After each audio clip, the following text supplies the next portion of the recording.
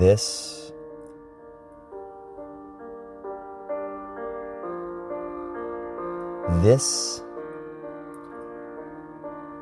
what is this? What if this is all about bass, all about drums? What if it was all about the surface level scratches in your candy paint? Google trained your brain to make it easy for your thoughts to create navigation on you, thinking for you on the interstate. If everyone in the world took a breath at exactly the same time and held it and exhaled in sync, we would have a split second of world peace. Inhalation, synchronization. Be the tail of the whale, leading the great beast into uncertain waters, knowing by design it is the only way. There is no reverse. Here's a thought. If you drive a cube, sleep in a cube bed, and live in a cube, and get in your cube car and drive to a cube building and sit in a cubicle, does that make you a square? We live in an age where people are drowning in information but starving for wisdom.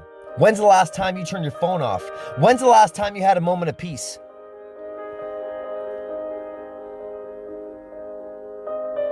Please validate me, said the mind to another. Am I cool enough to be your friend? Am I good enough to be your brother? I cannot rest until I know I'm good enough for you. Validate me, friend, for I love you. I can validate myself, but hey, that's too easy. I need to know it came from you so I can pass the gate that isn't really there, a validated dude that shouldn't even care. Please, stamp my ticket and validate my park, for my parking enforcement of the mind is swimming like a shark. Here's your find. Here is your fear. Don't hold out on me, friend. I know what you can do. I've seen inside your glove box mine, and I've seen a validated stamp, but wait. I've never seen you in line validating your park to camp. Where the fuck is my happiness? That's not the right question to ask. How can I realize my ego is my demise? Happiness is easy as a passing, smirking glance. Where the fuck is my happiness? Where's the last place you put it? Where the fuck is my happiness? Is that at the mall? Is Shirley Knight inside me? The space is far too small. I was told my happiness takes up parking spaces or ends in zeros. It used to be about comic books. Now, am I the villain or the hero? What makes a hero? Spandex pants and a cape? An imagination and a mission? And what if a villain? Something big he has to take? Validation he must create?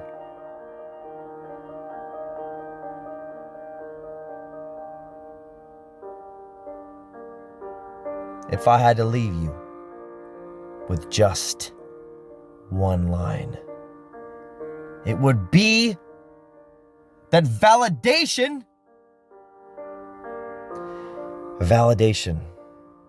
is within you. And it was the whole time. I love you. A little spoken word poetry before we begin. I hope you enjoyed that. The title of this module, To Be Unfuckwithable. What does it mean? Let's dive in. When you are truly at peace and in touch with yourself, nothing anybody says or does bothers you, and no negativity can touch you. You have inner happiness. You have self-love. You know how to get into the moment, and you realize you're enough. I want all of you to become spiritual badasses, but this is what it's not. It's not a disconnect from the world. You're not sitting there and you shave your head and you're floating with your arms crossed and you're chanting Om for 30 hours out of the day.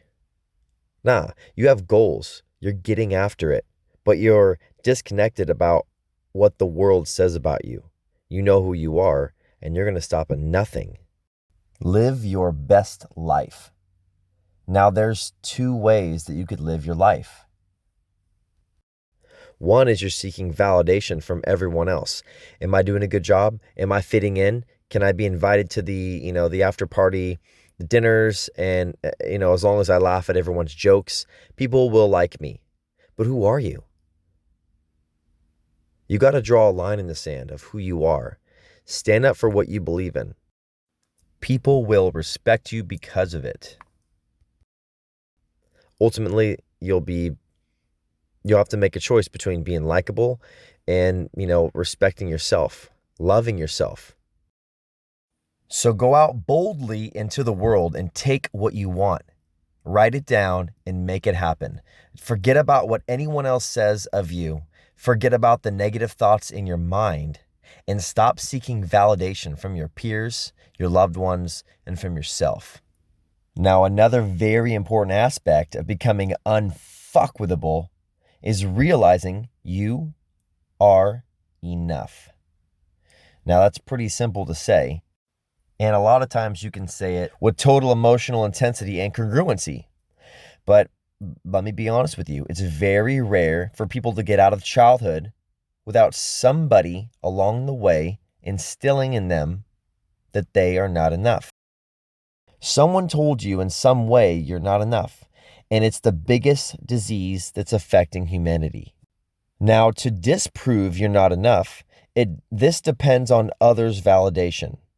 You could think like, my husband or wife is such an inconsiderate asshole sometimes. That son of mine really doesn't appreciate me.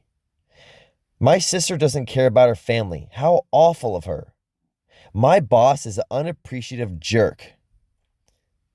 This is the most disempowering model to have. What you're doing is you're blaming outside circumstances. You can't control what others do. We can control how we react to others. You see the major difference in thought patterns? One is you're focused on the outside world. The other is you're focused on the inside world. Lose your need to seek validation from others and stop judging. If people that don't give you what you need, just get it from yourself. You go from a hole to being whole. Be immune to praise as well as criticism. Don't give people the power to praise you. You also give them the power to cut you down. Be neutral. If someone says, hey, great haircut, or hey, you're doing a great job, that's just their opinion. It has nothing to do with you. Be neutral. Know that you're a spiritual badass. Nobody says can lift you up or bring you down. Okay, so I have an exercise for you. This is a deep love and appreciation to center yourself exercise. Number 1, tell the person in the mirror, I love you. That's your self-love exercise. Look into your eyes and mean it. Now tell yourself, what is it about me that you love? Something big and something small. What are a few things that make you proud of who you are? Be specific. Number 3, become present. And just a quick story to illustrate my point. I got my black belt certificate a little while ago. And during my test, my father walked in to watch. And my father and I were not getting along. And we were bickering about just everything. And my chest tightened up, my hands started to shake, and I lost my breath. And I asked if I can go to the restroom. And I was having a panic attack. And I never really told anybody about this. But I had to look at myself in the mirror. And I had to be honest with myself. I said, Michael, how do you want today to go? Are you going to be a victim to circumstance? You can't change him, and you can't change the world. But you can change yourself, and you can change how you feel about it right now. Now breathe. I took a breath, and I felt a little bit stronger. I said, now you're going to go out there, and you're going to give it all you got. You've trained very hard for this moment. Be in the moment. Feel your breath. I made a decision that day not to focus on outside circumstances. And since then, I've never looked back. I don't give people the power over me.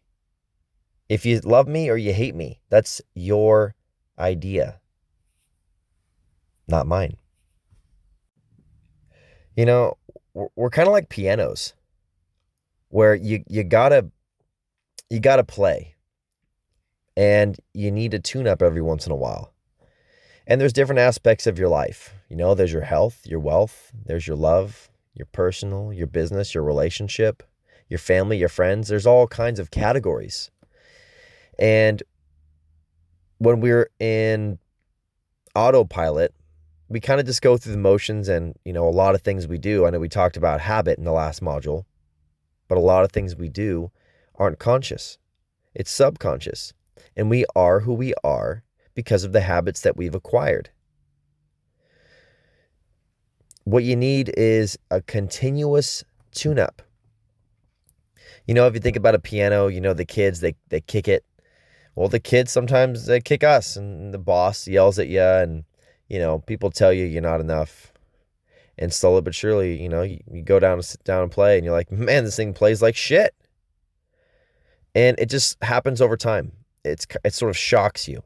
What I'm trying to do is slowly tighten each key to where it plays in tune. Focus on different aspects of your life in different times of your life. Maybe in the morning, you want to focus on the spiritual. Maybe in noon to 3, you want to focus on business. 3 to 4:30, you want to focus on your love life. Whatever. But just schedule time in your day to tune your keys. Tune the piano within. That's my time. That's the module. I'll see you all in the next one.